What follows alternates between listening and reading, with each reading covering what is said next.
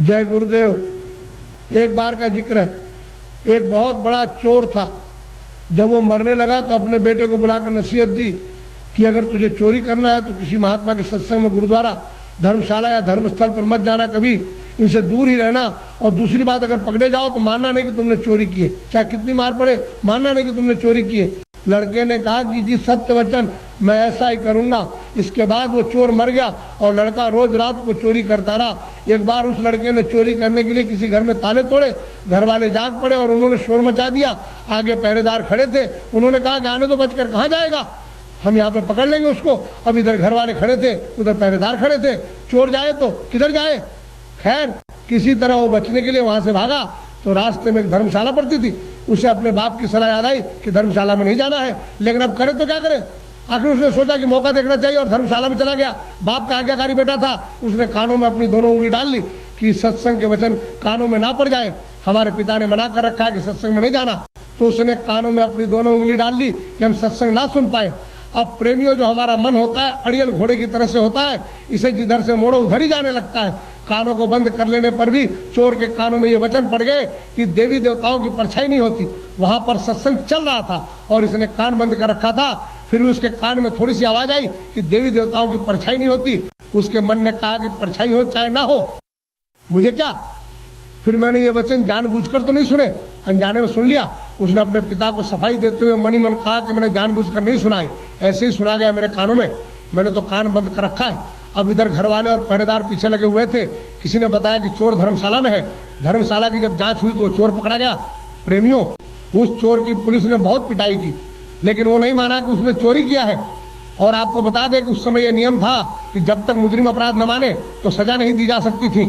आखिर उस चोर को राजा के सामने पेश किया गया, वहां भी खूब मार पड़ी, लेकिन चोर जो था कि मानने को तैयार ही ना था।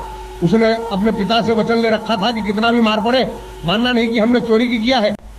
राजा को पता था कि चोर जो होते हैं वो देवी की पूजा करते हैं, देवी की आराधना करते हैं, इसलिए पुलिस ने एक ठगनी को सहायता के लिए बुलाया। ठगनी को बुलाया गया, सारी बात बताया गया, तो उसने कहा कि मैं मना लूंगी उसको, इससे कहलवा लूंगी कि इसने चोरी किया है। उस ठगनी ने देवी का एक स्वांग भेष बनाया, 2 नकली बाहें लगाई, चारों हाथों में चारों मशालें जलाई और नकली शेर की सवारी की। चूंकि वो पुलिस के साथ मिली हुई थी, इसलिए जब वो आई तो उसकी हिदायत के मुताबिक जेल के दरवाजे कड़क कड़क कर खुल गए। पहले से सब प्लान कर रखा था कि देवी जब आए जेल में तो सारे दरवाजे अपने आप खुलते जाए। ऐसा ही हुआ। और जब आदमी किसी मुसीबत में फंस जाता है तो अपने इष्ट की याद करता है, इसलिए चोर भी उस समय देवी की याद में बैठा हुआ था। अचानक से दरवाजा खुल गया और अंधेरे कमरे में एकदम रोशनी हो गई।